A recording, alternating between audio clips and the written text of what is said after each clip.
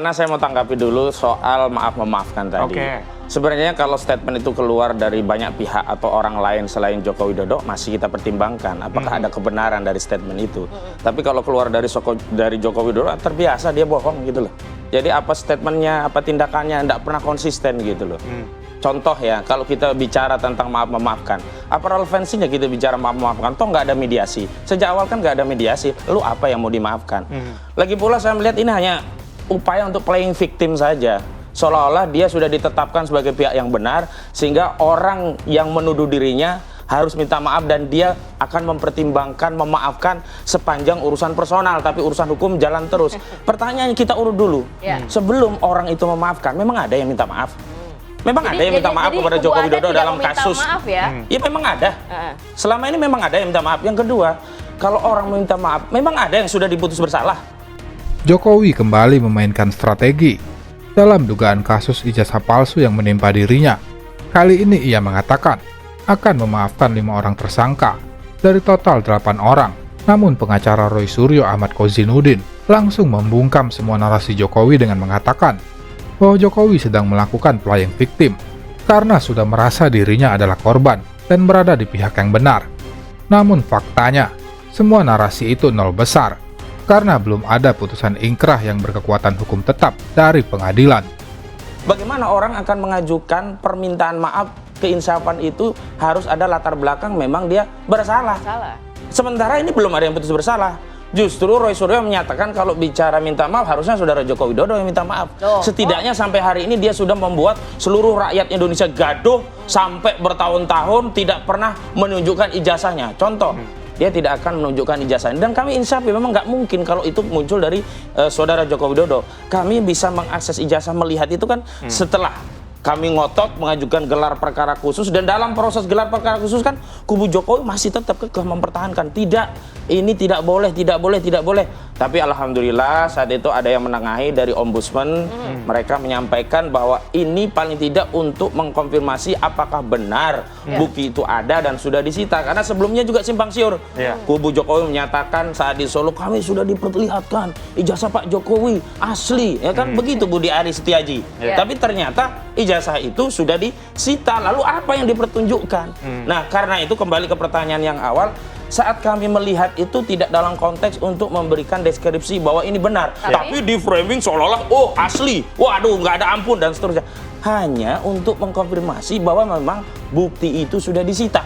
Itu, dan bukti itu adalah bukti yang diklaim saudara Joko Widodo dan kubunya sebagai ijazah asli. Mengenai keasliannya justru saat gelar perkara khusus Roy Suryo makin menegaskan 99,9% palsu. Lalu di mana permaafan itu? Nah, inilah yang saya baca playing victim. Sejak awal Joko Widodo itu sudah tarik ulur. Dia berharap lawannya ya ngeper lalu minta maaf. Misalnya awalnya yang dilaporkan 4 dikembangkan menjadi 12, lalu turun jadi 8, dari 8 berusaha dipecah belah, yang lainnya bisa dimaafkan kecuali 3 orang gitu.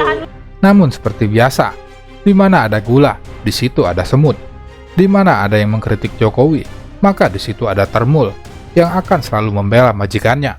Kali ini ada Termul Kucluk Ade Darmawan yang menjadi abdi Jokowi untuk membantah semua argumentasi Kozinudin.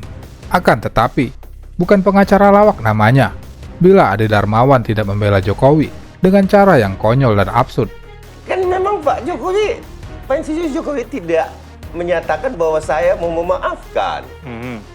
Ada pertanyaan oleh wartawan, ya toh? Ini kira-kira kalau ada nggak ya kalau bisa ada yang minta maaf gimana? Kan itu. Bukan Pak Jokowi gojlok-gojlok, bukan Pak Jokowi gojlok-gojlok. Datang ke restoran terus dibilang saya akan memaafkan, nggak ada itu, nggak ada nonsen itu, mana ada. Itu kan pertanyaan yang harus dijawab. Kan kalau nggak dijawab kan nggak bagus. Tapi kenapa kalau ada maaf tapi maaf nggak untuk 3 orang ini, Bang? Itu dia. Harus ada pengecualian. Jadi gini kan, kalau yang 3 orang ini kan udah pasti kan, oh behind the screen udah pasti otak pelaku nih. Nah, kalau udah pasti kenapa nggak disebutin aja namanya 3-nya langsung, Bang? Ya kan semua juga udah tahu. Siapa dari aja, awal RRT ini seperti apa? Teroris kami sebutnya. Siapa aja, Bang, 3 itu? Roy, Tifa Rismond kan? Kan itu 3 jelas. Sudah fix itu berarti namanya ya? 3 kan ada udah di klaster juga sama Polda Metro kan? Kan itu.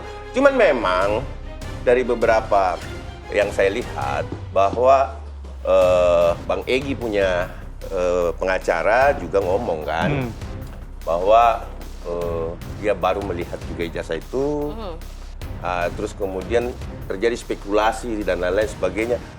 Terlepas ya bahwa ini tidak belum diperiksa oleh mereka, tapi di situ membuktikan bahwa ada loh analognya. Yang harusnya diteliti yang ini. Oke, tapi tadi katanya dari pengamatan nggak mungkin nih usianya 40 tahun kelihatannya. Itu kan. Mukanya berbeda. Itu kan Bang Kosi yang ngomong. Dan tim Roy Suryo yang Artinya kan memang tidak kan pernah ada gitu kan? kesepakatan, lalu untuk Kan apa minta itu. maaf gitu loh. Kan itu bahwa Di mana letak kesalahannya? Yang kita berbicara bahwa analog Ijazahnya, ini ijazahnya. 40 tahun. Iya. Itu tadi maksudnya, bukan persoalan memaafkan Bang. Diri juga kalau ngomong bahwa ini perang, tidak, memang saat ini Ada kenyataannya, perang-perangan. faktanya bahwa lawan dari Bang Al-Katiri dan teman-teman advokat ini saat ini adalah kejaksaan. Artinya memang di sini adu buktinya nanti sama kejaksaan, karena hadirnya negara di sini kepada pihak korban, disinilah peran daripada kejaksaan atau negara untuk dalam rangka membela warga negaranya yang Interupsi aja ini. Silakan dokter. Belum selesai. Boleh silakan. Ada hal apa yang Baru saya mau lanjut. Oh, di sinilah kan silakan. Ada mungkin ada hal yang Anda sampaikan di awal tadi sebelum Terjadi perdebatan sengit antara pembela Jokowi, Ade Gogon Darmawan, dengan Dr. Tifa dan kuasa hukumnya, Muhammad Al-Katiri, menyangkut persidangan ijazah Jokowi. Di momen ini Ade Darmawan ngotot membela pihak kejaksaan yang dikritisi oleh Dr. Tifa dan kuasa hukumnya mengenai BAP yang diminta sewaktu persidangan, namun tak kunjung diberikan sampai saat ini. Putusan setelah itu adalah penyelesaian perkara tidak bersalah. bayangkan putusan akhirnya itu Tidak, dengan itu apa? dakwaan Batal yang demi dinilai hukum. oleh hakim bahwa itu obskur atau tidak jelas. Batal demi hukum atau tuh kurang ngerti nggak? cermat. Batal Kenapa? demi hukum itu Sudah pemahaman dijelaskan masyarakat bahwa batal demi aturan hukum itu karena adalah adanya dianggap tidak ada. transformasi antara KUHP lama ke KUHP baru, sehingga tentu disinilah kecermatan Putusan diperlukan. akhir daripada Gitu loh. hakim itu, tanya Mbak Arifah ini yang datang, adalah batal demi hukum. Apa artinya? Dianggap tidak ada itu dakwaan. Nggak ada. Namun seperti biasa, para termul pembela Jokowi tetap ngotot dengan argumentasinya, meski hal tersebut merupakan tafsir hukum suka-suka demi kepentingan hukum Jokowi. Namun disinilah momen langka terjadi ketika kuasa hukum Jokowi, Firmanto Laksana, mulai tidak kompak dengan para termul karena tidak sependapat dengan pernyataan yang disampaikan oleh Ade Darmawan. Tentu saja hal tersebut menjadi sorotan dan membuat termul Jambul menahan malu. Pertama ya, kalau saya coba objektif ya di posisi apapun, karena buat saya hukum itu satu dan harus berlaku untuk semua. Saya sepakat dengan Bang Al-Katiri. Alhamdulillah. Pun teman-teman PH ini perlu mendapatkan BAP saksi maupun ahli. Bagaimanapun nanti bagaimana membela kalau ini nggak didapatkan. Nah inilah tapi Anda setuju bahwa sebenarnya Bang Al-Katiri Cuma melawan saya curiga kejaksaan. aja kenapa nggak belum diberikan atau memberikannya sedikit-sedikit. Kayaknya mereka udah tahu juga bakal putusan setelahnya bakal menyatakan ini dakwaan batal demi hukum mungkin ya. Karena itu kok nggak diberikan, saya juga agak bingung gitu ya. Nah, sekalipun mungkin kalau yang diminta misalnya bukti surat saya mau minta semua, itu mungkin nggak bisa. Karena kalau bukti surat itu memang aturannya ditujukan di sidang, dilihat rame-rame di Kesian kalau itu. rame. Tapi kalau soal BAP menurut saya itu hak dan harus diberikan, termasuk list saksi, list ahli. Jadi bukti surat itu haknya. Nah, sesama rekan sejawat, saya perlu mengapresiasi Bang Al-Katiri dan tim.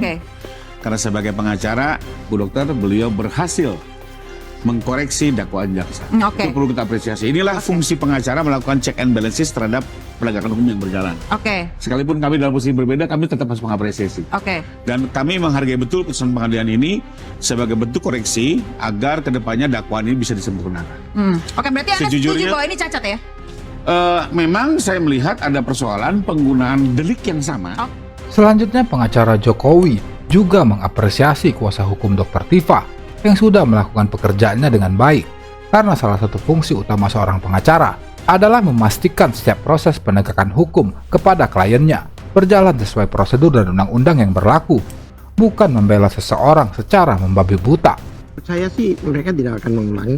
Tidak akan ya? Karena fakta-fakta sebelumnya itu kan ada beberapa dokumen yang tidak diberikan dan sebagainya. Itu kan kayaknya mereka tidak, ya apa ya? Lihatnya karena perlawanan kita itu gigih ya dikhawatirkan ini bahkan akan berakibat negatif gitu loh untuk lawan kita ya yang kita. Masalahnya seperti kemarin itu berapa kali kita minta BAP ahli, ada 26 ahli di situ. 26 ahli di resume itu ada. Tapi di dalam BAP-nya maupun daftar yang seharusnya diberikan pada kami, karena di Undang-Undang Lama itu 143 itu jelas yang dimaksud pelimpahan itu termasuk dakwaan dan berita acara pemeriksaan. Itu jelas itu. Jadi karena yang diberikan pada hakim, yang diberikan pada oleh jaksa diberikan pada hakim, pada kami dan jaksa punya itu harus sama supaya fair. Jadi kalau kita nggak tahu, mereka yang tahu kan berarti kan babak belur kita. 3 kali sidang itu kami sudah minta BAP, tidak diberikan juga secara lengkap. Ini kan sesuatu. Lalu yang terakhir setelah kami dapat 2 kali BAP, masih ada BAP yang menjadi bahan perdebatan pada sidang ketiga. Itu justru yang paling pokok, itu jantungnya itu, yaitu apa? BAP 26 ahli dari mereka.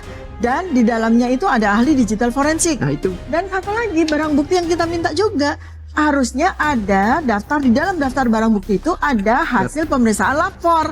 Itu di dalam daftar barang bukti itu tidak ada. Nah, itu tanda-tanya besar. Dan kemudian sesuai dengan apa yang disampaikan oleh Ibu Hakim, kami jaksa sudah diperintah oleh hakim untuk memberikan BAP lengkap kepada kami termasuk daftar barang bukti.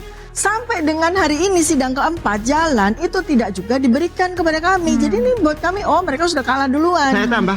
Beginilah para pembela Jokowi. Mereka akan membolak-balikan undang-undang dan membuat tafsir hukum semau mereka. Tidak peduli dengan integritas dan kejujuran. Termul akan terus berusaha melakukan apapun demi membela Jokowi. Yang penting Bapak senang dan relawan pun jadi kenyang. Di mata kaum Termul, Jokowi itu sempurna dan tidak akan pernah salah. BAP itu bukan punya jaksa loh. BAP itu milik kita semua atas nama keadilan. Ya. Jadi ketika BAP itu sudah perkara itu sudah dilimpahkan di dalam pasal itu tersebut termasuk kepada BAP. Jadi BAP itu milik jaksa, milik hakim dan milik terdakwa. Jadi itu milik bersama. Itu milik bersama. Jaksa lah. Sebentar. Itu memang advokatnya nggak dipakai sama Pak Jokowi ini. BAP ahli ini yang 26 itu tidak diberikan. Itu BAP loh. Bukan panah, bukan senjata AK dan sebagainya. Ya, maksud saya itu bahwa memang lawan. Sorry Bang Al-Khatib, bahwa memang lawan Bang Al-Khatib. Saya belum selesai bicara. Sebentar. Tanggapan Anda terkait memang yang ini adalah kejaksaan. Sebenarnya itu bukan 26 itu yang dilindungi. Itu hanya untuk, maaf, dugaan kami hanya untuk menutupi 4 ahli forensik itu supaya tidak diketahui oleh kita. Jadi seolah-olah semuanya. Ini sebenarnya ijazahnya asli apa enggak sih? Itu betul-betul menghantui percakapan publik, menghantui perbincangan publik saat ini. Publik melihat ini harusnya segera diselesaikan. Segera diselesaikan. Bang Adi, terakhir dari Anda. Terakhir dari saya adalah segera periksa yang 5, berikan kesempatan oleh equalnya kepada seperti di klaster kedua, ya. Kemudian tahan. Oke. Itu aja. Tetap. Walaupun ada pengajuan saksi meringankan seperti klaster 2 kemarin, kita butuh waktu. Iya, tentu. Setelah itu, ya apalagi dong, tahan dong. Jangan lama-lama lagi. Kalau sudah, periksa semua. Oke. Harap. Keyakinan Anda akan ke sana atau penghentian akan ada di sana, di tengah? Kalau penghentian, bahaya. Bisa dikeroyok Mabes Polda Metro sama ini kami. Ini ancaman menurut Anda? Ya kalau dihentikan tiba-tiba kan tentunya kami akan perapitkan Polda Metro dong. Kan gitu. Oke. Itu kan persoalan, itu kan instrumen hukum yang disediakan oleh hukum kan. Jadi kalau dihentikan menurut Anda itu yang tidak adil bagi saya Anda? bisa perapit, beliau juga bisa perapit. Semua bisa perapit. Ya? Itu terakhir dari Anda ya? Terakhir dari saya, periksa segera, bungkus. Artinya? P21. Oke. Baik. Pembela Jokowi, Ade Gogon Darmawan, disindir dan ditertawakan oleh pengacara Roy Suryo, Ahmad Kozinudin, ketika keinginan Mas Jambul gagal untuk memenjarakan Roy Suryo dan kawan-kawan. Padahal Ade Darmawan sangat ngotot menginginkan Roy Suryo CS ditahan, dengan dalih telah menimbulkan kegaduhan dan merusak nalar publik. Namun alih-alih keinginannya terjadi, Mas Jambul malah disindir balik dan dipermalukan oleh narasumber. Mas Kosin ini terakhir. Bismillahirrahmanirrahim. Sayang sekali ya Bang Ade, untuk kali yang kesekian kalinya saya sepertinya ingin menyimpulkan bahwa harapan dan doa Bang Ade itu tidak terkabul lagi gitu. Tapi ya apapun itu harus diterima, karena keadaan itu tidak bisa dibantah dengan harapan begitu. Bahwa keadaannya tidak ditahan itu tidak bisa diharap-harap lagi untuk ditahan. Jadi bersabar ya Bang Ade, mudah-mudahan juga nggak terkabul begitu. Saya membaca suasana kebatinan. Hari ini masyarakat meyakin, oh ini barang palsu, tinggal nunggu di pengadilan. Nah, ketahuan palsu toh. Nah, jadi masyarakat itu persepsinya udah begitu kalau saya lihat dari perbincangan. Nah, di sini kan sebenarnya 3 pro Roy, 1 yang nggak pro. Nah, saya mau menjawab yang nggak pro ini. Yang bilang palsu itu semestinya tunjukkan, bukan Pak Jokowi, malah disuruh tunjukkan. Klien kami sudah menunjukkan buktinya, analisisnya, bahkan dibuat buku. Kalau menunjukkan ijazah hasilnya ya nggak bisa, karena klien kami yang nggak pegang. Justru untuk membantah buku Stompo itu cukup dengan selembar ijazah asli. Ini loh, Jokowi white paper itu nggak benar, ini loh ijazahku selembar. Nah itu tidak Jadi menurut Anda ketika tidak ditunjukkan, itu artinya tidak membantah, artinya tidak hasil membantah kajian. Analisa yang semestinya analisa buku itu, kalaupun tidak menunjukkan buku, juga analisa buku yang lain yang juga untuk mengkonter apa yang sudah ditulis oleh Rismond Roy di dalam bukunya. Oke. Artinya jangan salahkan publik yang hari ini, permisi Bang Ade, ikut punya keyakinan sama dengan klien kami. Dan mohon maaf ya Pak Ade, nggak ditahan loh. Udahlah, nggak usah berharap ditahan gitu ya. Itu bahasannya. Jadi gini, tahan dulu. Saya harus kasih kesempatan ke.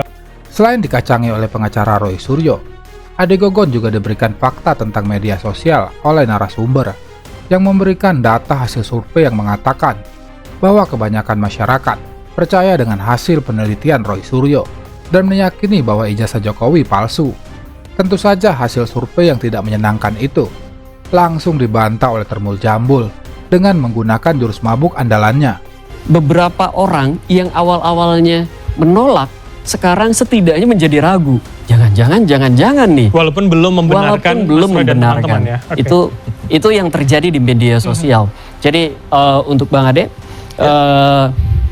narasi-narasi terkait Pak Jokowi itu, narasi-narasi yang dibawa oleh Bang Ade dan tim, sebenarnya sayang sekali belum banyak dimakan, belum banyak diterima oleh publik di media sosial. Begitu Bang Ade. Oke, jadi ini karena data yang berbicara. Ini menurut analisis. Baik, tahan dulu Mas Ade tahan dulu, semuanya tahan. Tidak ingin kehilangan muka, Mas Jambul mencoba berkelit dengan mengeluarkan jurus mabuk andalannya. Ia bersikap diplomatis dan mengatakan tetap menghormati semua keputusan penyidik yang tidak menahan Roy Suryo dan kawan-kawan.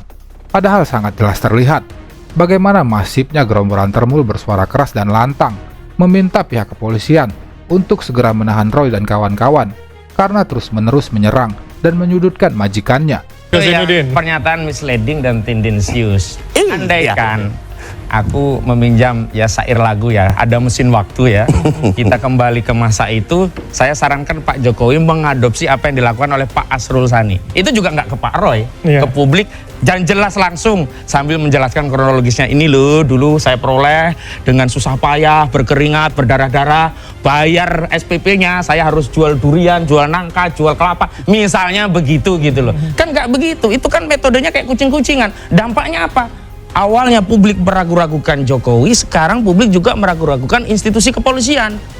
Jadi kena bala ini polisi. Karena apa? Polisi pada peristiwa yang lain tegas menunjukkan ini buktinya. Pada peristiwa saudara Joko Widodo saat gelar perkara, baik yang versi Bareskrim atau gelar perkara khusus, nggak muncul ini barang. Jadi persoalannya adalah transparansi itu tidak ditunjukkan. Dan kalau ini kan asumsi ya, bahkan menjadi keyakinan orang kalau tidak transparan biasanya ada sesuatu yang disembunyikan. Nah, sesuatu yang disembunyikan kalau tidak ingin diketahui itu biasanya aib. Ijazah yang ada aib itu ijazah palsu. Kira-kira begitu. Logikanya situ. Silakan. Kami dan Bapak Insinyur Joko Widodo, saya meyakini bahwa beliau itu menyerahkan penuh kepada pihak kepolisian negara Republik Indonesia, karena kami sudah menyerahkan pada negara. Kami ini mundur nih, satu step ini mundur. Nah, yang kami bisanya tahan dong. Itu prioritas satu. Tahan dong, gitu aja bisanya. Tetapi selebihnya itu nggak bisa. Ya itu tergantung penyidik. Oke, kalau begitu saya sekarang minta tahan dulu. Saya ke Mas Kosinudin. Jadi artinya Apa tanggapan Anda? Artinya masih panjang, tidak mungkin sekarang begitu? Oh, kalau panjang kami suka gitu. Karena semakin panjang waktu, semakin banyak waktu untuk menjelaskan kepada publik tentang posisi kasus ini. Dan dalam perkembangannya, kami mendapatkan data fakta yang baru yang makin menguatkan apa yang diyakini klien kami. Sementara kubu Jokowi itu kan sebenarnya narasinya merepetisi ya. Misalkan analogi uang palsu itu mungkin ribuan, ratusan jutaan kali lah saya dengar, kira-kira begitu.